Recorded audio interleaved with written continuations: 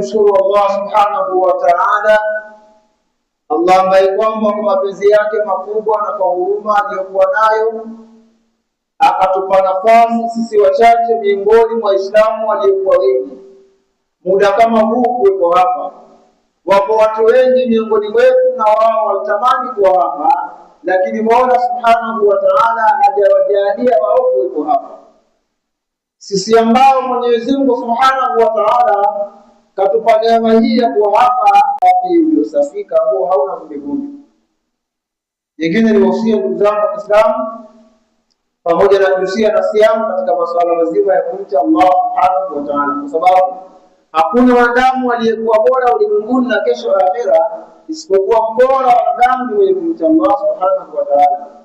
Mwenyezi Mungu subhanahu wa ta'ala ndani ya Qur'ani sura an-Naba inasema inna lilmuttaqina mafaza, hakika wale kumcha Allah subhanahu wa ta'ala ndio waliofaulu kwa ukubwa. Ndugu zangu, bila ya kurefusha wakati niende moja kwa moja kwenye anwani yangu ya hotuba yangu ya leo. Hotuba yangu ya leo imejengwa na anwani inayosema ya wapi mapenzi baina yetu kama waumini wa Kiislamu. Mwenyezi Mungu subhanahu wa ta'ala ndani ya Qur'ani anasema kumwambia mtume awaambie waumini, kul, sema Muhammad kuambia waumini wa Kiislamu, in kuntum tuhibbuna Allah, ikiwa hao waumini wanampenda Mwenyezi Mungu, fattabi'uni, basi wafuate wewe mtume. Baada ya kumfuata mtume yuhibbukumullah, Allah atawapenda wa yaghfir lakum dhunubakum, kisha atawasamehe madhambi yako. Iangalia hii aya ilivyokaa. Mungu asema kul, sema Muhammad waambie waumini, in kuntum tuhibbuna Allah, ikiwa hao waumini wa Kiislamu wanampenda Mwenyezi Mungu subhanahu wa ta'ala, fattabi'uni, basi wafuate mtume. Fattabi'uni, wafuate mtume. Kumfuata mtume ni kupi? Leo Waislamu wa kileo tumekuwa hatuna mapenzi kwa sababu tumeacha kumfuata mtume yale aliyokuja kuyafundisha kwenye dini hii ya Kiislamu. Waangalie masahaba waliopita kabla yetu sisi, miongoni mwao ni Abubakar as-Siddiq, Umar al-Khattab, walimpenda na kumfuata mtume mapenzi makubwa, na ndio maana kaito zao kwa leo ukitaja Abubakar as-Siddiq, mtu ambaye alitoa mali yake 75% kwa ajili ya kuhami Uislamu. Lakini kwa sababu jambo la kwanza alimfuata mtume kwanza, ndio mapenzi kati yake na mtume akawa mazuri. Leo Muislamu huenda usipigie hatua kama mapenzi baina yetu hayapo. Kwa hiyo tukitaka tuwe waumini wa sawa sawa, jambo la kwanza mapenzi baina yetu ya wao. Mtume Muhammad sallallahu alaihi wasallam anasema la yadkhulul jannata hatta tu'minu. Mtume anasema hamtaingia peponi mpaka muamini kwanza, moja. Wala tu'minu, na hamtaamini hata tahabu, mpaka mpendane. Mtume anasema awala adullukum ala shay'in, je, nikupeni habari kuhusu jambo idha fa'altumuhu, mkifanya hilo tahabbtum, mtapendana. Masahaba hawakuajia ni jambo gani? Anasema salamu bainakum, jambo la kwanza pia salamu kati yenu. Iangalie leo mapenzi ya masahaba waliopita kabla ya sisi na sisi leo, je, ni mapenzi sawa sawa kama yale? Je, sisi Uislamu tuliokuwa nao leo sisi ndio Uislamu wa sahaba waliopita? Wakati nikiandaa hotuba yangu leo nilikumbuka maneno aliyosema Sayyidina Umar bin Khattab alipokuwa akihama kutoka Makka kwenda Madina. Sayyidina Umar ametoka Makka anakwenda Madina ile mwaka wa kwanza Hijiria. Masahaba wote waliobakia walihama asiri, wengine usiku, mpaka mtume kama usiku.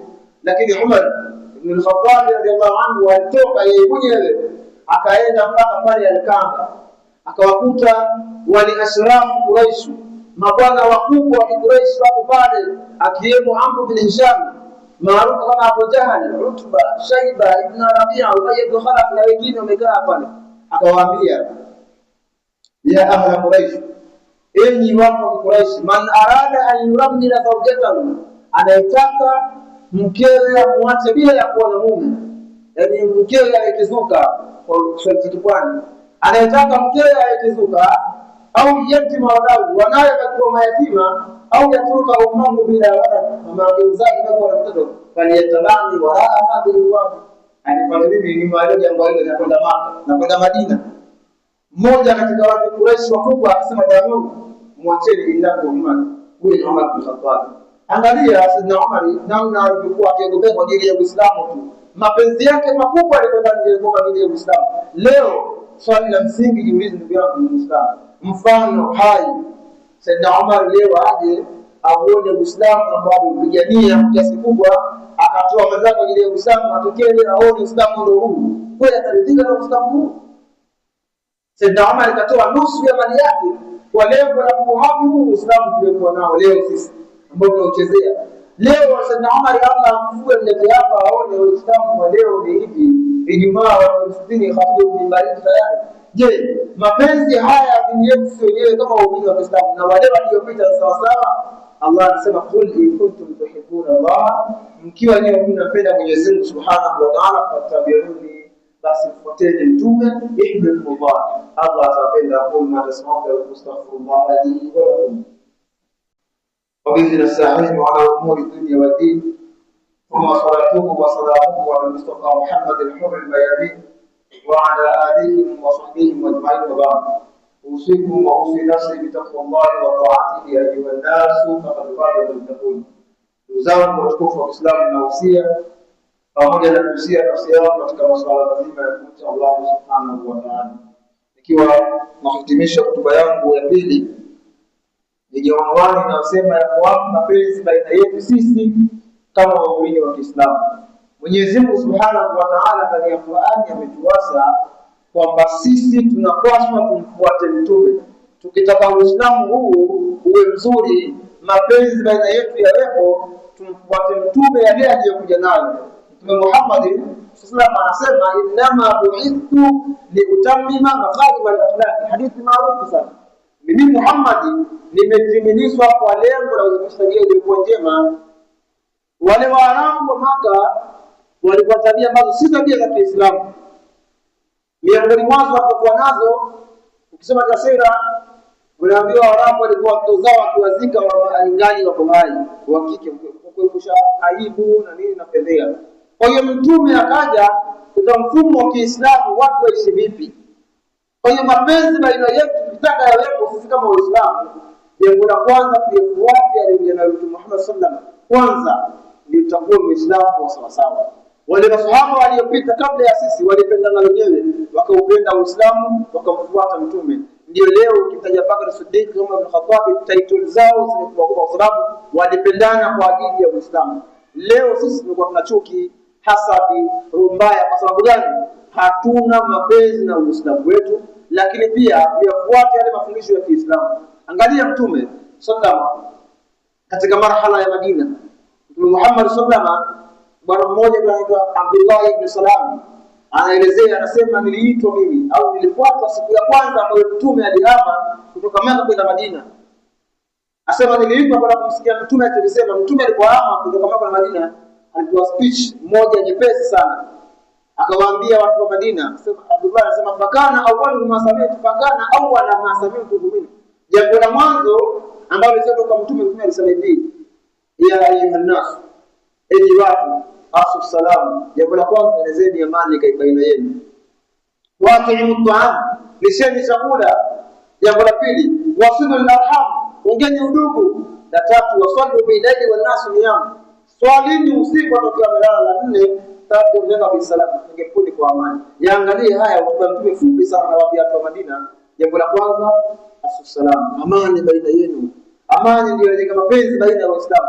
Baada ya kusaidia ndugu yako, kujua mama yako, huyu ndugu yangu, huyu ni kaka, mapenzi baina yenu akiwepo, utajua huyu mwenzangu ni maskini, huyu ni fukara, huyu ana shida kadha. La pili, wa atu ta'am, lisheni chakula. La tatu, wasilu narham, ungalisheni udugu. Waangalie wale Aus na Khazraj wa makabila makubwa pale Maka, pale Madina, walikuwa wagomvi miaka yote. Mtume alipokuja mara kwanza ni kuunganisha wale Aus na Khazraj, wakawa kitu kimoja, wakauhame Uislamu. Taito yao ikawa kubwa, wakaitwa ni Ansar. Ni watu walimsuru mtume, mapenzi yao kama makubwa yakawa kwa ajili ya Uislamu. Leo sisi mapenzi tuliokuwa nayo ni mapenzi ya Kiislamu. Na Mwenyezi Mungu Subhanahu wa Ta'ala ndani ya Qur'an anasema laqad manna Allahu 'ala al-mu'minin.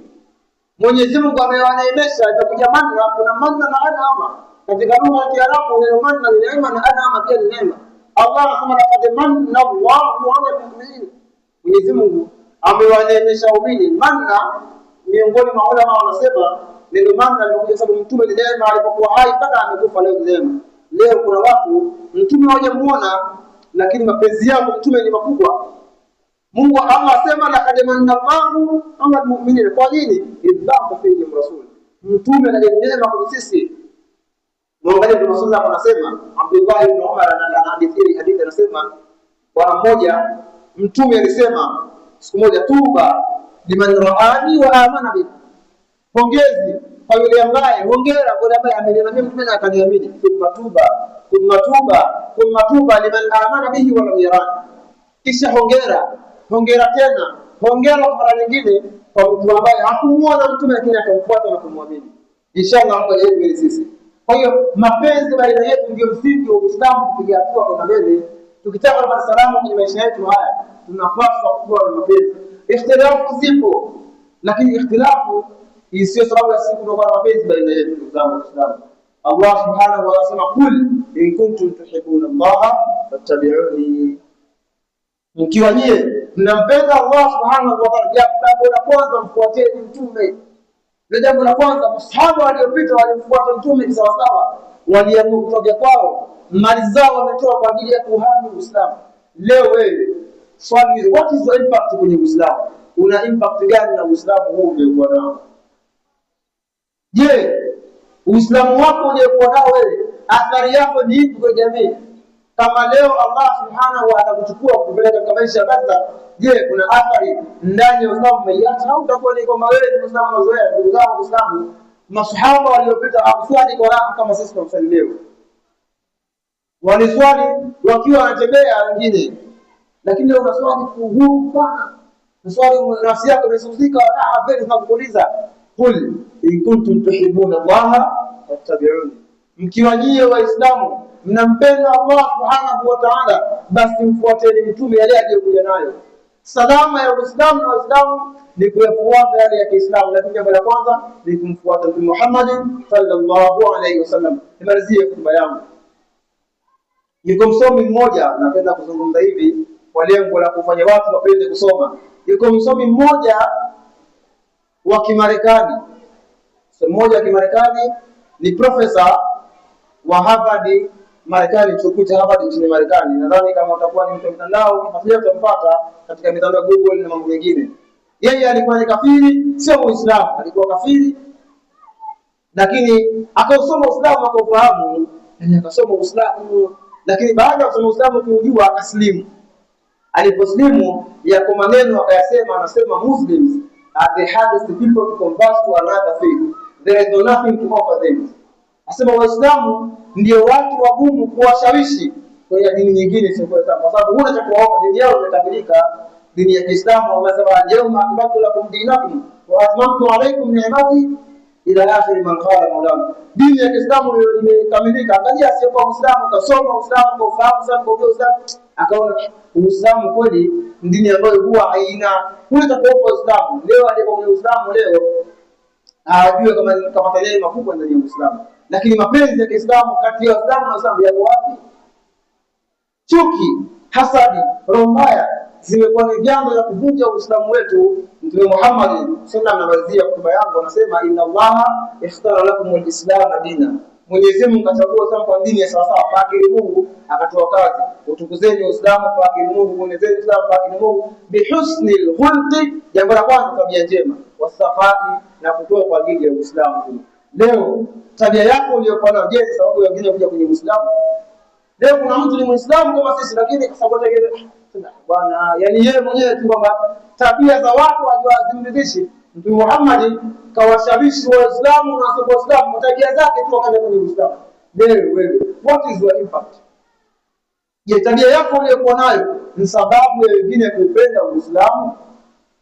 Kwa ndugu zangu Waislamu, tukitaka salama ya maisha yetu kwenye Uislamu, kwanza tupende Uislamu wetu, kisha tumfuate Muhammad sallallahu alaihi wasallam. Inna Allah wa malaikatahu yusalluna 'alan nabi ya ayyuhalladhina amanu sallu 'alaihi wa sallimu taslima.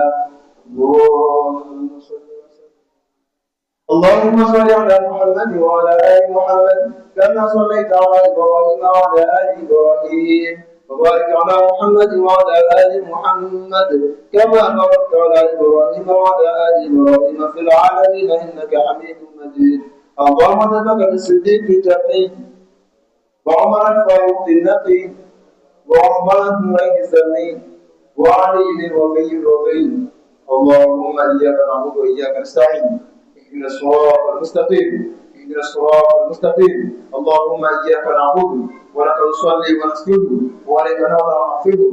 عباد الله، وأقم الصلاة